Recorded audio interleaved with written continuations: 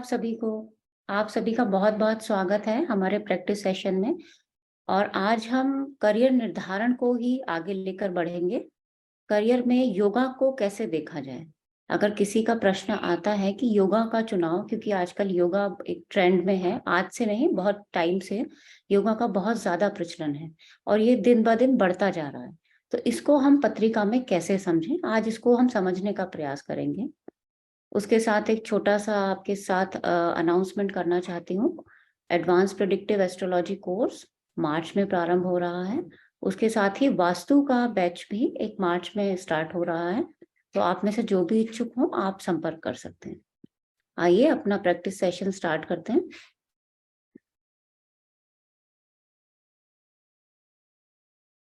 आपकी स्क्रीन पे एक चार्ट है। सबसे पहले हम डेट ऑफ बर्थ नोट करेंगे। ये फीमेल का चार्ट है। 26 जुलाई 2009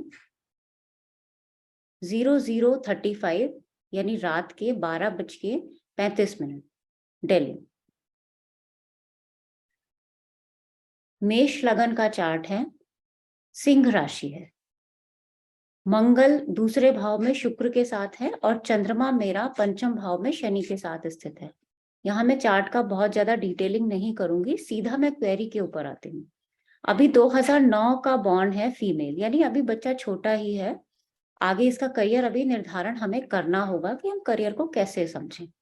तो सबसे पहले तो करियर के जो रूल्स होते हैं उसको हम आगे लेके बढ़ेंगे।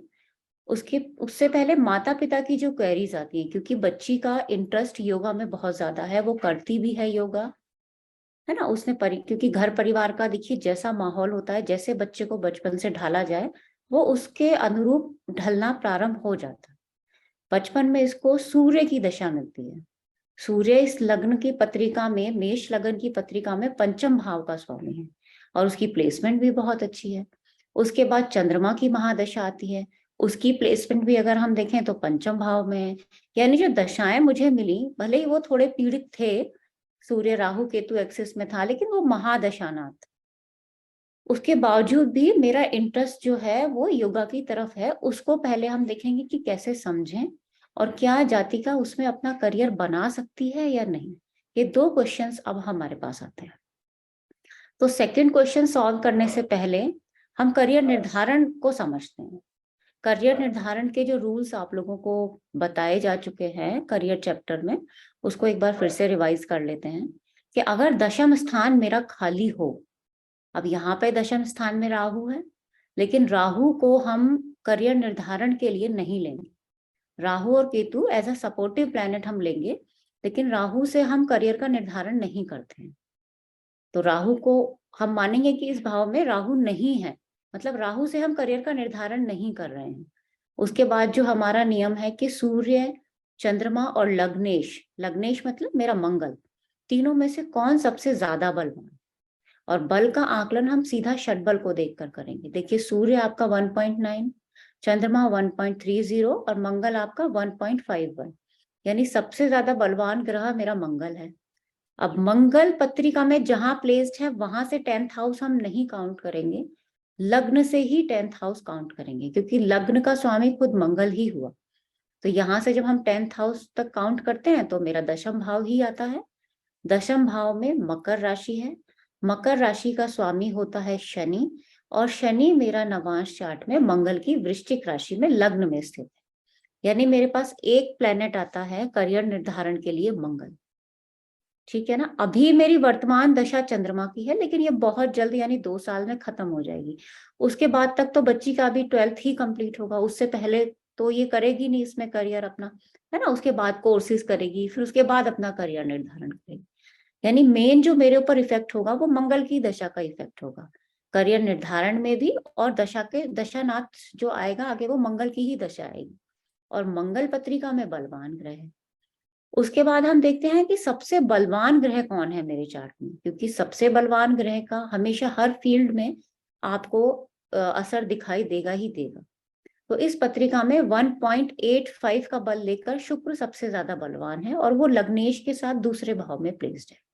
यानी दो ग्रहों का, मंगल और शुक्र, ये दोनों ग्रहों का प्रभाव मेरे करियर क्षेत्र पर होगा, जिसमें करियर निर्धारण और दशा दोनों मंगल के अनुसार है। अब आगे हमारे पास क्वेश्चन आता है कि क्या योगा की फील्ड का चुनाव इसको करना चाहिए या नहीं। तो पहले तो ये समझना होगा कि योगा के लिए हम ग्रह कौन कौन से लें। देखिए, योगा के लिए हम 4 मेन ग्रहों को लेंगे। सबसे पहले सूर्य, क्योंकि योगा आदिकाल से चला आ रहा है, आज से नहीं है, ये भी पूर्व वैदिक काल से योगा का प्रचलन है ना। तो इसके लिए हम सूर्य को लेंगे। मंगल, क्योंकि उसमें हमारे मसल्स का, हमें स्ट्रेचिंग की बहुत ज्यादा जरूरत होती है। जैसे आप सूर्य नमस्कार भी करते हैं तो उसमें आपकी मसल्स पावर की आपको जरूरत होती है, तो वहां मंगल का रोल बहुत ज्यादा है। देखा जाए तो वहां पर शनि का भी रोल है, क्योंकि जब हम ब्रीदिंग एक्सरसाइजेस उसमें बहुत ज्यादा होती हैं, तो वहां शनि का भी रोल आना चाहिए, है ना। उसके बाद बुध का भी रोल है। बुध का रोल क्यों है? क्योंकि आप जब योगा सीख लेते हैं, है ना, देखिए, बुध का रोल आप कहीं भी नहीं, किसी भी फील्ड के लिए ऐसा नहीं है कि आप बुध को इग्नोर करें, क्योंकि बुध तो दशम के स्थिर कारक ही हैं, तो बिना बुद्धि के तो कोई काम होगा नहीं। और योगा सीखने के बाद या तो आप एज अ इंस्ट्रक्टर, आप या तो आप जॉब करेंगे as a teacher, as a yoga के कॉलेजेस में, इंस्टीट्यूशंस में आप पढ़ा भी सकते हैं या उसको सिखा भी सकते हैं। तो वो दोनों काम हम बुध से लेंगे, और साथ में हम यहाँ गुरु को भी लेंगे। यानी 4 प्लेनेट मैंने मेन लिए, बुध, गुरु, सूर्य और मंगल। अब आप कहेंगे कि आपने चंद्रमा शनि को तो नहीं लिया। लेने के लिए तो हम सारे प्लैनेट्स ले सकते हैं योगा के लिए, अलग अलग तरीके की उसमें एक्सरसाइजेस होती हैं, उसके लिए हम अलग अलग प्लैनेट को लेंगे। लेकिन मेन जो प्लैनेट्स होंगे वो सूर्य, मंगल, गुरु और बुध होंगे।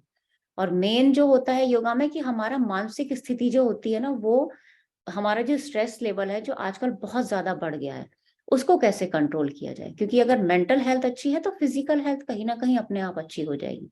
तो चंद्रमा का भी अपना रोल है, लेकिन वो योगा से आएगा। मेंटल हेल्थ मेरी इंप्रूव योगा से होगी, तो पहले तो योगा आएगा ना कि पहले चंद्रमा आएगा।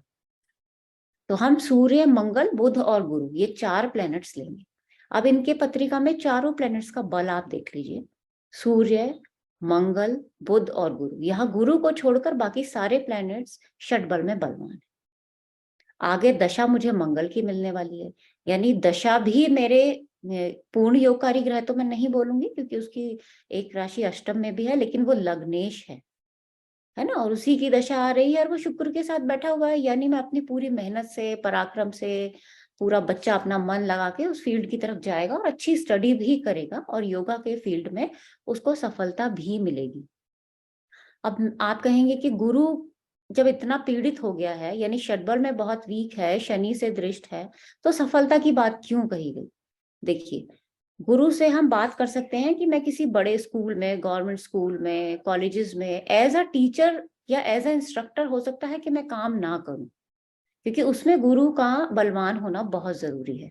यहाँ गुरु से ज्यादा बलवान, यानी पत्रिका में मंगल के बाद जो बलवान ग्रह है, या तो वो शनि है या शुक्र है, और शुक्र सबसे ज्यादा बलवान है। यानी मैं अपना खुद का व्यवसाय, हम स्वरोजगार की बात जब करते हैं तो वो शुक्र से की जाती है। यानी मैं अपना प्रोफेशन, अपने, जैसे कि हम ज्योतिषी हैं, मैं एस्ट्रोलॉजी पढ़ाती हूँ, तो ये मेरा प्रोफेशन है, मैं किसी के अंडर में काम नहीं कर रही हूँ, ठीक है ना।